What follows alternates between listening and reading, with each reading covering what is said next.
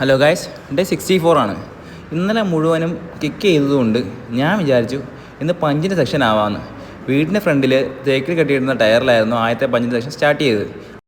കുറച്ച് നേരം പഞ്ച് ചെയ്തപ്പോൾ വിചാരിച്ച് കുറച്ച് ചിഹ്നപ്പെടുത്തി 2 ദിവസം ആയില്ലേ, ചിഹ്നം ഒന്ന് എടുത്ത് നോക്കാമെന്ന്. അങ്ങനെ കുറച്ച് നേരം ചിഹ്നപ്പെടുത്തി കഴിഞ്ഞിട്ട് ഹാൻഡ് റാപ്പ് ഊരിപ്പോയപ്പം കുറച്ച് നേരം ഷാഡോ ബോക്സിങ് ചെയ്തു നോക്കി. അതിനുശേഷം വന്ന് വീണ്ടും കുറച്ച് നേരം ചിഹ്നപ്പെടുത്തു. അതിനുശേഷം അടുത്ത സെക്ഷൻ പഞ്ചിലേക്ക് വീണ്ടും കടന്നു. ഇത്തവണ മെയിനായിട്ടും ജാബും ക്രോസിൻ്റെ കോമ്പിനേഷനാണ് ചെയ്തത്. കുറച്ച് നേരം ജാബും ക്രോസിൻ്റെ കോമ്പിനേഷൻ ചെയ്തിട്ട് പിന്നീട് പോയത് പുള്ളപ്പിലേക്കായിരുന്നു. കുറച്ച് നേരം പുള്ളപ്പ് ചെയ്തിട്ട് വീണ്ടും വന്ന് അടുത്ത സെക്ഷൻ പഞ്ചിലേക്ക് കയറി. ഞാനൊരു 500 കൗണ്ട് പഞ്ചാണ് ഇന്ന് ചെയ്യാൻ ഉദ്ദേശിച്ചത്.